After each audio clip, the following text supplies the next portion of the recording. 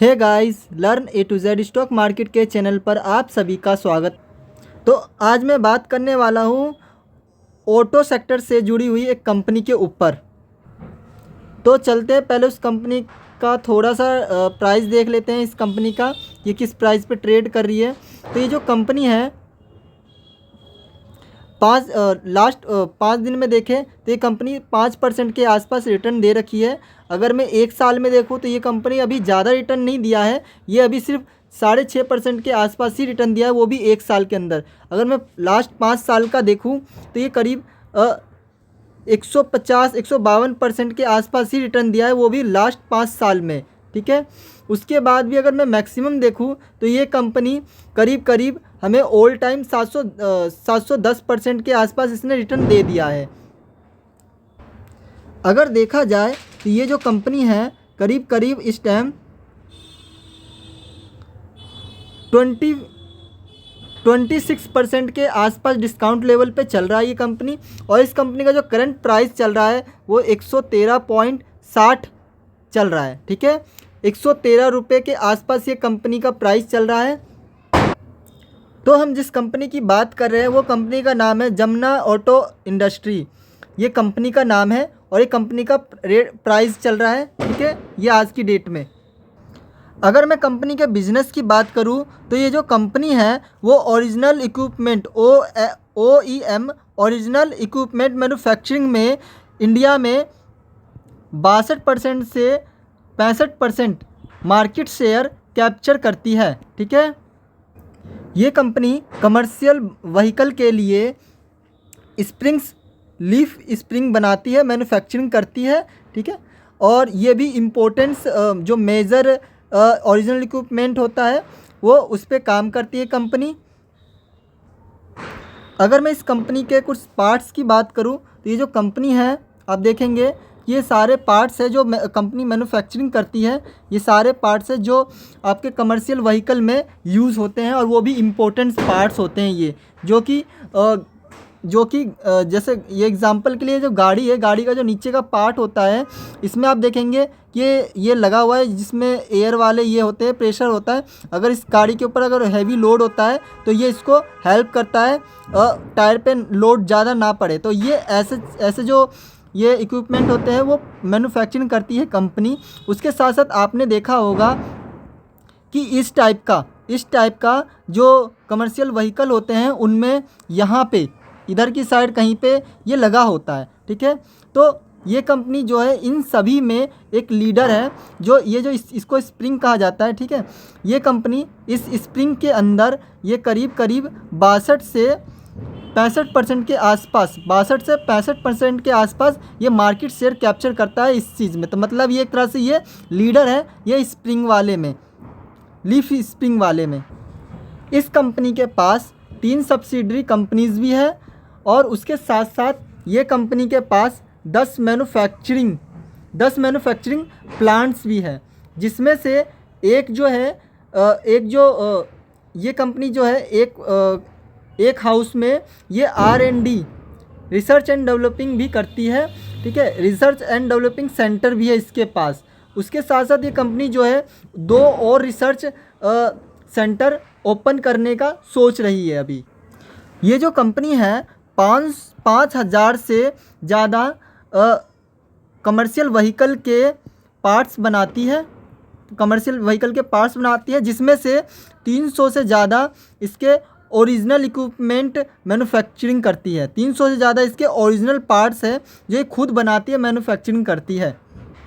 अगर मैं बात करूँ इस कंपनी की ग्लोबल प्रेजेंस की तो ये कंपनी 15 से अधिक कंट्रीज़ में स्प्रिंग की सप्लाई कर रही है, और तो और 40 न्यू कंट्रीज़ में ये सप्लाई करने का विचार कर रही है। और तो और अगर ये कंपनी की बात करें तो ये कंपनी 800 से ज़्यादा पार्ट्स, कमर्शियल व्हीकल के 800 से ज़्यादा पार्ट्स जो है वो अभी एक्सपोर्ट करती है ग्लोबल, मतलब बाहर की कंट्रीज़ में। ठीक है, अगर मैं बात करूँ इस कंपनी के कस्टमर या क्लाइंट्स की तो ये कंपनी के कुछ बड़े बड़े क्लाइंट्स भी हैं, जिसमें से देखा जाए तो Ashok Leyland, force motor, Ford, Mahindra, Tata Motors, ऐसे कुछ बड़े बड़े नामी कंपनीज़ भी है, वोल्वो, ठीक है। ये सारे कंपनी के कस्टमर्स हैं जो बड़े लेवल पे इस कंपनी को ऑर्डर देते हैं। तो आइए आप इस कंपनी का फंडामेंटल्स भी समझते हैं।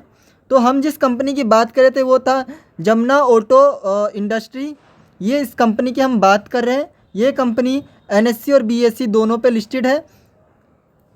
अगर मैं इस कंपनी के फंडामेंटल्स की बात करूं तो इस कंपनी का जो मार्केट कैप है वो है 4537 करोड़ की कंपनी है।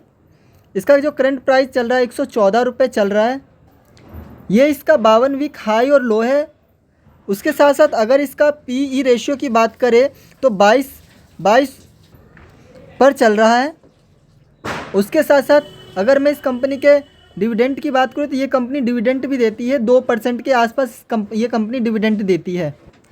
अगर मैं इस कंपनी की ROCE और ROE की बात करूँ तो ROCE 30.7% है, वहीं पे ROE की बात करूँ तो ये 24.5% है। अगर मैं बात करूँ इस कंपनी के ROCE और ROE की तो ये काफ़ी ज़्यादा अच्छा चल रहा है, काफ़ी ज़्यादा अच्छा। जैसा कि मैंने बताया हर वीडियो में अपने कि 15% या 15% से ज़्यादा अगर ये दोनों हो ROCE ROE तो कंपनी बहुत अच्छी मान जाती है। ROCE ROE का मतलब ये होता है कि अगर कंपनी का ROE ROCE कंपनी अपने कैपिटल को कितने अच्छे से यूज़ कर पा रही है या नहीं कर पा रही है, जिसकी वजह से कंपनी को प्रॉफिट हो रहा है या लॉस हो रहा है, वो ये बताता है। ये दोनों चीज़ें बताती है। अगर ये दोनों चीज़ें बहुत अच्छी हो, बहुत ज़्यादा हो, जैसा कि मैंने बताया 15% से अगर ज़्यादा है तो इसका मतलब सीधा पता चल पा रहा है कि कंपनी अपने कैपिटल को बहुत अच्छे से यूज़ कर रही है, ठीक है। उसके साथ साथ कंपनी अच्छे से प्रॉफिट भी जनरेट कर पा रही है। तो इस हिसाब से देखा जाए तो इस कंपनी का ROCE और ROE काफ़ी अच्छा है और ये हमारे लिए एक पॉजिटिव है। उसके साथ साथ अगर मैं बात करूं कंपनी के रिज़र्व की और कंपनी के डेप्थ की तो कंपनी के पास रिज़र्व 863 करोड़ का रिज़र्व है कंपनी के पास। वहीं पर अगर कंपनी के डेप्थ की बात करूं तो वो कंपनी के पास 170 करोड़ का कंपनी के पास डेप्थ है, जो कि देखा जाए तो कम है, इतना ज़्यादा नहीं है। अगर मैं कंपनी के प्रॉफिट ग्रोथ की बात करूं लास्ट 3 साल की तो वो देखा जाएगा तो 41.2% इसका प्रॉफिट ग्रोथ है 3 साल में। और अगर सेल्स ग्रोथ की बात करें तो 31% इसका सेल्स ग्रोथ है लास्ट 3 साल में। अगर मैं बात करूं EPS की, अर्निंग पर शेयर की, कंपनी जो है पर शेयर पे कितने रुपए कमा रहा है, तो कंपनी जो है पर हर एक शेयर पे हमको 5.17 रुपये दे रहा है, ठीक है। ये जो कि बहुत बढ़िया बात है हमारे लिए, बहुत अच्छा। इसका EPS ग्रोथ भी बहुत बढ़िया है। अगर मैं कंपनी के प्रमोटर्स की बात करूं, जो अनप्लीज होल्डिंग है प्रमोटर्स की, वो 49.2% है प्रमोटर्स की होल्डिंग। वहीं पे अगर प्लीज़ की बात करूं तो कंपनी ने अपने कुछ शेयर्स को प्लीज़ भी रखा है 1.52%, मतलब 1.52% के आसपास ये कंपनी अपने शेयर को प्लीज़ भी रखी है। टोटल मिला के अगर देखा जाए तो जो प्रमोटर्स के पास जो होल्डिंग है वो 49.9% ये कंपनी के पास प्रमोटर्स होल्डिंग है, जिसमें से ये 1.52% ये अपने प्रमोटर्स शेयर्स को प्लीज़ कर रखा है, जो कि देखा जाए तो कोई बड़ी बात नहीं है। क्योंकि कभी कभी कंपनी क्या करती है, अपने शेयर्स को गिरवी करके कुछ पैसे इसके बदले ले लेती है, जिसको अपने कंपनी में यूज़ करती है, अपने कंपनी के ग्रोथ में यूज़ करती है। कंपनी ने अभी तक 150 रुपये को हाई किया है। जो हाई इसका सबसे हाई ऑल टाइम हाई है वो 150 रुपये के आसपास है। कंपनी के पास जो एसेट्स की बात करें तो 655 करोड़ का कंपनी के पास एसेट्स है, और लेबिलिटी की बात करें तो 411 करोड़ का इसके पास लिबिलिटी है। तो इसके हिसाब से देखा जाए तो एसेट्स कंपनी के पास ज़्यादा है, लिबिलिटी कम है, तो ये कंपनी इस हिसाब से भी बहुत बढ़िया है, ठीक है। तो अगर अभी तक हम देखें तो कंपनी का एसेट्स भी काफ़ी अच्छा है, EPS भी काफ़ी अच्छा लगा मुझे, ROCE भी काफ़ी अच्छा है, ROE भी मुझे बहुत बढ़िया लगा, और कंपनी के पास रिज़र्व भी बहुत ज़्यादा और डेट कम है। इस हिसाब से मुझे कंपनी काफ़ी अच्छी लगी फंडामेंटल के हिसाब से। मगर ध्यान रखिए, मैं इस कंपनी को बाय या सेल करने की कोई रिकमेंड नहीं कर रहा हूँ, ठीक है। ये सिर्फ मैं नॉलेज और एजुकेशन पर्पस के लिए वीडियो बना रहा हूँ, जिसमें आपको ये मैं बता रहा हूँ कि कंपनी में मुझे क्या ठीक लग रहा है और आपको क्या ख़राब लग रहा है। ये आप अपना खुद से भी रिसर्च करिए, ठीक है। अगर मैं इस कंपनी के क्वार्टर रिजल्ट की बात करूँ तो इस कंपनी का अभी सितंबर का क्वार्टर रिजल्ट आया नहीं है, तो इसमें जून का और क्वार्टर रिजल्ट है। अगर आप जून में अगर कंपनी का सेल्स को देखोगे तो कंपनी के सेल्स गिरे हैं। मार्च के अगर पिछले क्वार्टर की बात करें तो इस कंपनी का सेल्स था 640 करोड़ का, और अगर जून के क्वार्टर की बात करें तो ये 557 करोड़ का इसका सेल्स है, जो कि देखा जाए तो सेल्स इसका गिरा है। अगर वहीं पे बात करूँ ऑपरेटिंग प्रॉफिट मार्जिन की, तो वो भी आपको देखने को मिलेगा कि जून के क्वार्टर में इससे पहले के क्वार्टर में 14% था, लेकिन जून के क्वार्टर में ये अभी 13% के आसपास 13% है, जो कि देखा जाए इसका OPMT ऑपरेटिंग प्रॉफिट मार्जिन भी गिरा है जून के क्वार्टर में। वहीं पे अगर मैं इस कंपनी के नेट प्रॉफिट की बात करूं तो इस कंपनी का जो नेट प्रॉफिट भी देखा जाए तो अगर इसका सेल्स भी कम हुआ है, ऑपरेटिंग प्रॉफिट मार्जिन भी गिरा है, तो ऑफकोर्स सेल्स भी गिरेगा इसका। तो देखा जाए तो जून में इस कंपनी का 46 करोड़ का सिर्फ सेल्स हुआ है, जो कि पिछले क्वार्टर में ये 55 करोड़ का था। तो इस हिसाब से देखा जाए तो इस कंपनी का नेट प्रॉफिट भी गिरा है। अभी इस कंपनी का सितंबर का क्वार्टर रिजल्ट नहीं आया है, तो ये आएगा तो हमें पता चलेगा कि कंपनी का कैसा इसका क्वार्टर रिजल्ट है सितंबर का। वो हमें ज़्यादा अच्छी तरीके से बता पाएगा कि कंपनी का क्या हाल है इस क्वार्टर का, सितंबर क्वार्टर का। तो हम उसका वेट करेंगे। अगर मैं बात करूं कंपनी के बैलेंस शीट की, तो उसमें आपको देखने को मिलेगा रिज़र्व जो है, कंपनी ने अपने रिज़र्व को काफ़ी बढ़ाया है। हर साल कंपनी ने अपने रिज़र्व को बढ़ाया है। अगर मैं पिछले साल की बात करूं तो 774 करोड़ था। अगर मैं मार्च 2024 की बात करूं तो ये बढ़ाकर अब कर दिया है 863 करोड़। तो कंपनी ने देखा जाए तो अपने रिज़र्व को काफ़ी बढ़ा दिया है।